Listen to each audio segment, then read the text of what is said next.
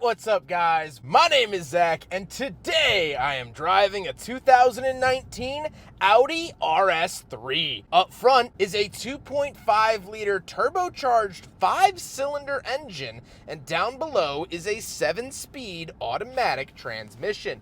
Now, I am super excited to be driving this RS3 for two reasons. First of all, I don't drive many A3s, or I haven't even driven the S3 here on the channel, but this is the king when it comes to this chassis.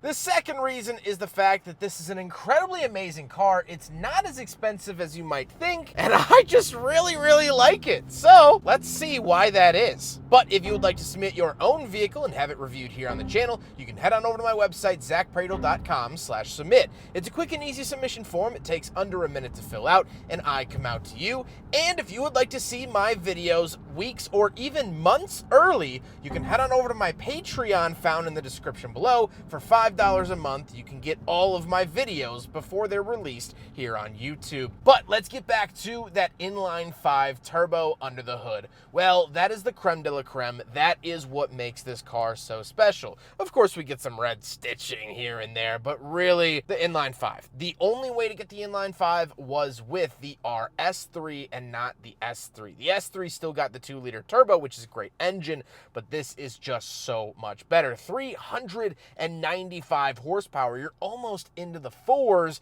without doing anything to the car. Drive it off the lot, and you're going to be almost touching 4s. That is really nice, and we'll play into our final thoughts quite a bit. It also sounds pretty good. Gotta say, it sounds great.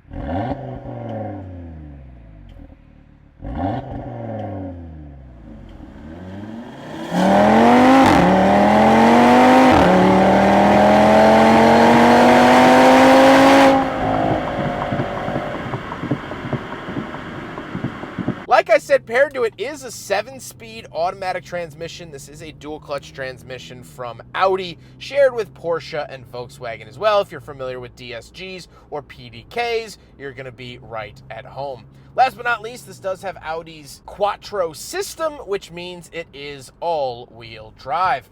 How does it feel to drive the Audi RS3? Well, around town, even in comfort mode, it does have a little bit stiffer suspension than what you would find in other vehicles in this segment. That's okay. You bought something special. You bought the RS3. You didn't buy it to be that comfy cruiser. No, you bought it because you wanted that fire-breathing engine. But it can be driven at slow speeds. As I'm driving now, it's 40 miles an hour right now. Look, I'm about to get passed by a Toyota Highlander. I'm taking it easy, and it's nice, it's simple, it drives like a regular, dare I say, economy car. But then if you want to turn it up and if you want to let that engine sing, it changes nearly completely. It's a two-faced coin in the best way possible, and I like that a lot.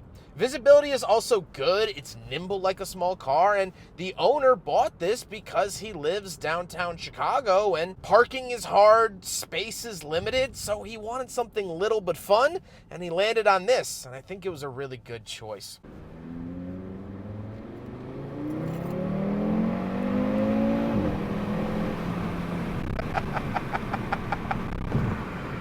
It's quick. It's really quick, and that 5-cylinder kind of sounds like an Audi R8.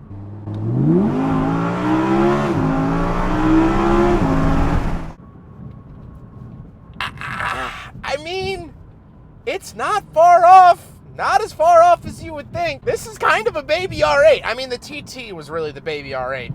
That's the nice thing, too, is that the Audi R8 V10 is actually really easy to drive like this. So if you could drive this, you could drive an R8 all day, and that's kind of cool. With that stuff out of the way, let's talk about the interior. Well, in front of me, I have the digital cockpit, which means it's all digital gauges. I like the look of it. There is quite a bit going on, but not the end of the world. We do have physical gauges for coolant and fuel. On the steering wheel, we have our selectors for that gauge cluster screen, as well as view and skip track. And off to the right, we have our navigation, favorite, and volume buttons. We also do get a bespoke RS badge down at the bottom of the steering wheel, which I really like. Off to the left, we have a climate control vent headlight switches and fog light switches along with our gauge dimmer switch. And moving on to the door, we have lock and unlock, power mirrors, and power windows. Moving into the center, we do get our infotainment display. This does pop out of the dashboard when you turn the vehicle on, and it has the pretty typical Audi system. I like it. I think it's actually aged really, really well. And here's the backup camera. Not the craziest backup camera for an over $60,000 car, but it has one, so I won't complain.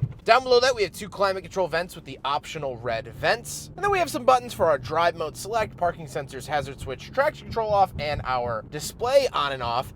The drive modes are comfort, auto, dynamic, and individual. Individual is going to be your customizable mode. And down below we have our climate controls, dual zone climate and heated seats found here in the RS3. USB-A and a 12-volt outlet down below that. And then of course we have the cup holders. We'll do a big friggin' bottle test, blah, blah, blah. No Audi has ever passed, blah, blah, blah, fail.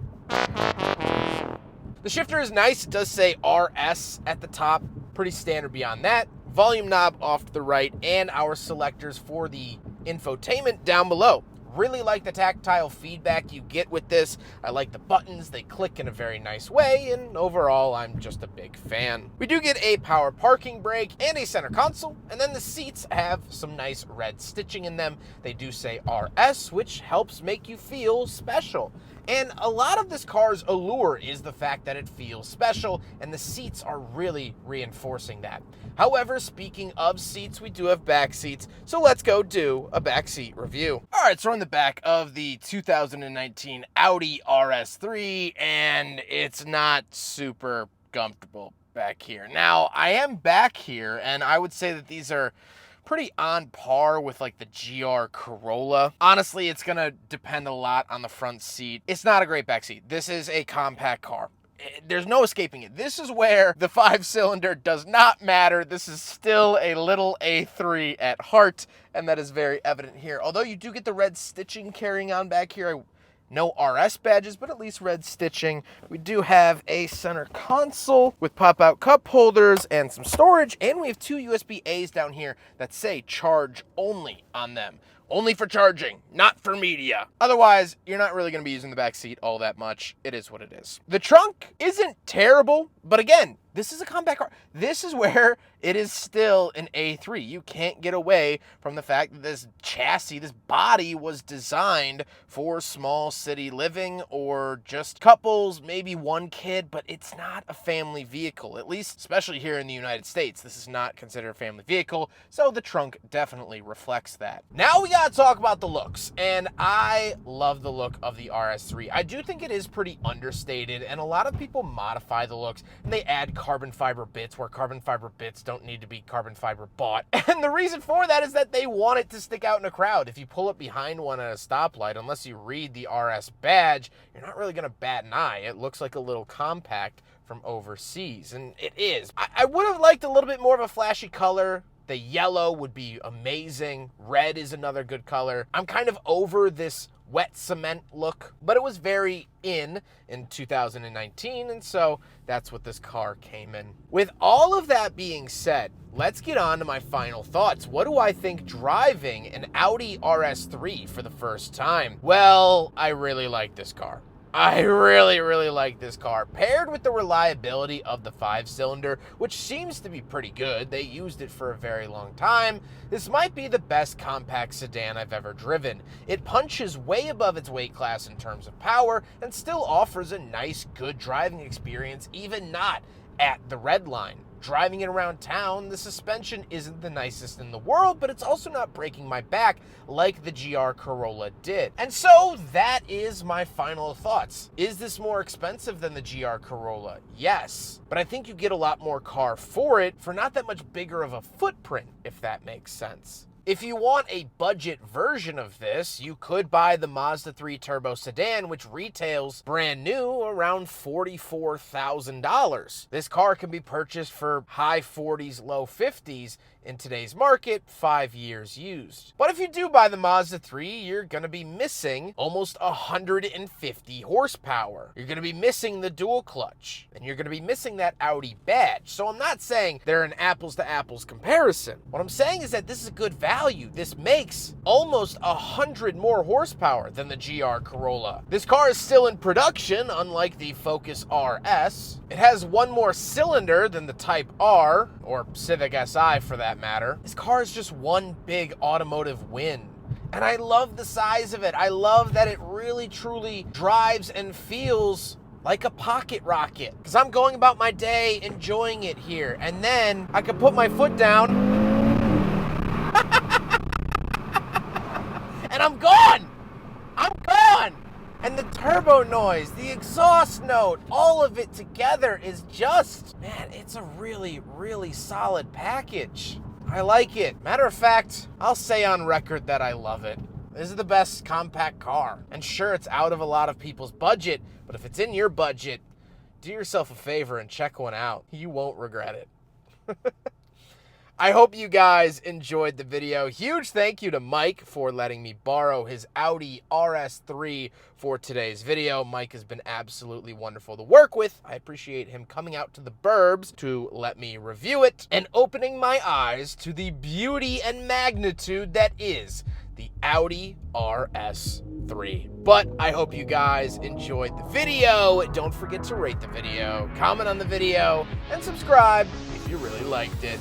Take care, guys.